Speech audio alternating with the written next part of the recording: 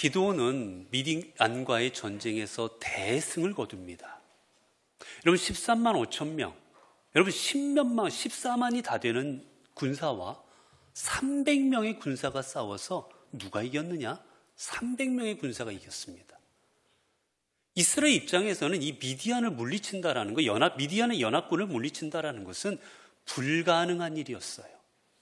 여러분 그게 전쟁이 되겠습니까? 그런데 전쟁의 승리는 기드온이 이끄는 300명의 군대가 이기고 맙니다. 여러분 이스라엘이 얼마나 이 승리로 인해서 그들이 기뻤겠습니까? 이 승리로 인해서 그들이 얼마나 하나님 우리를 통해서 역사하셨구나, 얼마나 그들이 감격스러웠겠어요. 이 일이 있자 이제 이들은 어떤 생각을 하느냐, 오늘 본문입니다. 오늘 본문 22절 보니까 그때 이스라엘 사람들이 기드온에게 이르되 당신이 우리를 미디안의 손에서 구원하셨으니 당신과 당신의 아들과 당신의 손자가 우리를 다스리소서 하는지라. 이 전쟁에서 승리하자 이스라엘 백성들이 기드온에게 나옵니다. 그리고 말합니다. 우리를 다스리소서. 여러분 다른 나라를 보니 미디안이라든지 다른 나라들은 강대했습니다. 그래서 이스라엘이 언제나 그 나라들의 침략을 받아서 늘 어려웠어요. 그런데 저 나라가 왜 저렇게 강대할까 봤더니 그들에게는 누가 있습니까? 왕이 있는 거예요. 왕이 있고 왕을 중심으로 해서 강한 군대를 갖고 있는 겁니다. 왕정들이 있는 것을 보고는 왕이 있으니까 저 나라들이 강하구나, 이스라엘이 생각을 합니다. 그래서 이제 이들이 어떻게 하고 싶냐, 우리도 왕을 세워야 되겠구나. 우리도 왕을 세워서 저 미디안처럼, 저 블레셋, 저 다른 민족들처럼 우리도 강한 나라를 만들어서 저들의 침략으로부터 우리를 보호해야 되겠구나라고 생각합니다. 여러분, 지금까지 이들을 보호하고 이들을 지켜준 게 여러분 기드온입니까? 기드온을 도구로 사용하신 하나님이십니까? 여러분, 이 기드온이 능력이 있었던 게 아니에요. 기드온은 하나님께서 아말렉과의 전쟁을 하라자 무서워서 도망가려 했던 사람입니다.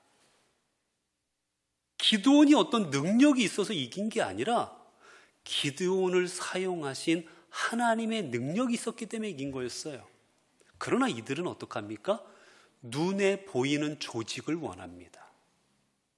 눈에 보이는 왕을 원합니다. 우리 신앙생활 하다 보면 우리는 자주 그런 오류에 빠집니다. 눈에 보이는 거를 자꾸 원해요. 눈에 보이는 건물, 눈에 보이는 사람, 눈에 보이는 헌금, 우리는 주로 눈에 보이는 것들에 집착을 합니다. 그러나 여러분, 중요한 건 눈에 보이는 건물과 이런 게 아니라 그것을 사용하시는 하나님이 중요한 겁니다. 여러분, 이 땅에 얼마나 많은 신앙의 위인들이 있었습니까? 아브라함? 여러분, 정말 아브라함이 능력이 있었고 믿음의 사람이었습니까? 자기 아내를 팔아먹었는데요. 다윗? 여러분, 위대한 왕이었지만 정말 다윗이 그만큼 위대합니까? 자기 충성스러운 부하를 죽이고 그 아내를 뺏어간 사람이 다윗입니다. 솔로몬? 이방신들을 무작위로 받아서 이스라엘 민족을 두 쪽 내버린 게 솔로몬이었습니다. 여러분, 그들이 위대하고 그들이 뛰어났던 게 아니라 그들을 통해 역사하신 하나님이 뛰어났던 거예요. 근데 우리는 주로 눈에 보이는 걸 찾습니다. 다윗이 위대하고 모세가 위대하고 솔로몬이 위대하고. 우리가 찾아야 될 대상은 여러분 사람이 아닙니다. 우리가 찾아야 될 대상은 여호와 하나님 예수 그리스도이십니다. 여러분, 그렇기에 여러분 성전 미문에 나면서부터 걷지 못했던 약 40세가 넘어간 그 사람이 성전 미문에 앉아있다가 베드로와 요한이 그를 보고는 그를 예수 그리스도 이름으로 일으켰을 때 수많은 사람들이 놀라서 베드로에게 달려옵니다. 도대체 어떻게 이런 일을 했느냐고. 그때 베드로가 이야기하죠. 왜 우리를 주목하느냐? 왜 나를 바라보느냐? 이 일을 행하신 분은 너희가 십자가에 달려 죽인 예수 그리스도시니라. 여러분, 이게 바로 우리의 신앙이어야 됩니다. 눈에 보이는 것을 쫓는 게 아니라 내 삶의 뒤에서 역사하시고 내 삶을 주장하시고 이끄시는, 눈에 보이지는 않지만 내 삶의 주인 되시는 주님을 기억하고 나가는 것, 이게 바로 믿음인 거예요. 근데 이스라엘 백성들은 끊임없이 눈에 보이는 걸 찾습니다. 여러분, 이들이 출애굽할 때도 어땠습니까?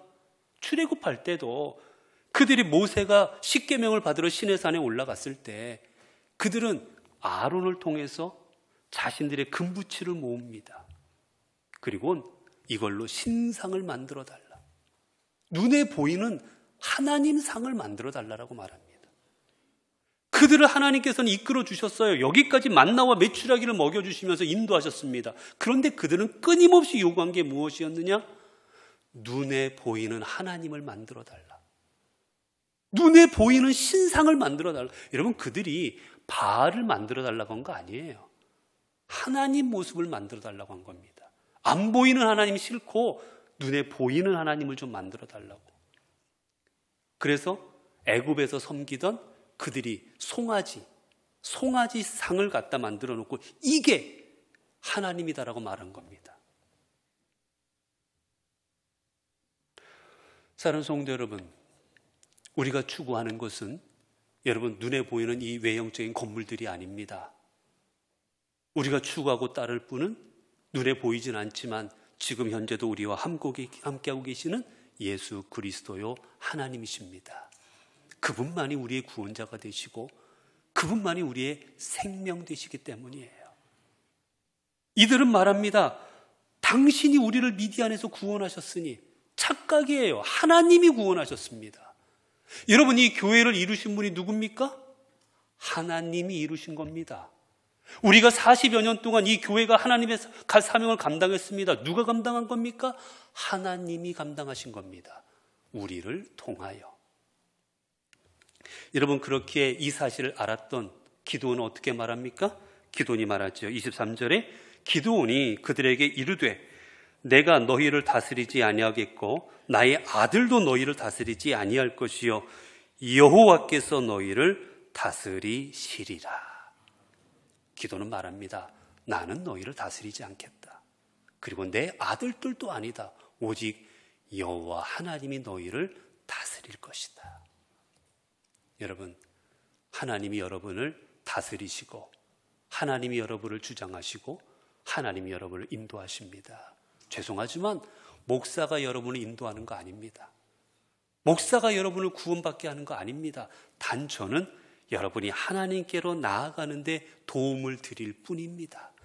여러분을 인도하시고 여러분에게 복을 주시고 여러분에게 은혜를 주시고 여러분에게 생명을 주시는 분은 오직 예수 그리스도이십니다. 이제 주님만이 우리의 생명 되심을 기억하고 그분을 여러분의 주인으로 삼고 그분을 따르는 삶을 살아갈 때 하나님께서 여러분의 삶을 통하여 놀라운 승리의 역사를 안겨주실 것입니다. 기도하겠습니다. 은혜로우신 하나님, 감사합니다. 오늘도 말씀을 통하여 우리가 누구를 바라보고 살아가야 될지, 우리가 하나님을 왜 우리의 중심에 두고 주님을 주인으로 섬겨야 되는지 이 시간 깨닫게 하여 주시니 감사합니다. 우리는 주로 눈에 보이는 것을 찾습니다. 누가 세웠고 누가 만들었고 누가 이름을 냈고, 그러나 그 모든 것을 이루신 분은 하나님이신 줄로 믿습니다. 우리가 눈에 보이는 것에 현혹되지 말고 역사하시고 주장하시는 그 하나님을 바라보고 그 하나님을 의지함으로 하나님께서 이루시는 그 놀라운 인들의 온전히 쓰임받는 주의 도구들 되게 하옵소서. 우리 주 예수 그리스도 이름으로 기도드리옵나이다.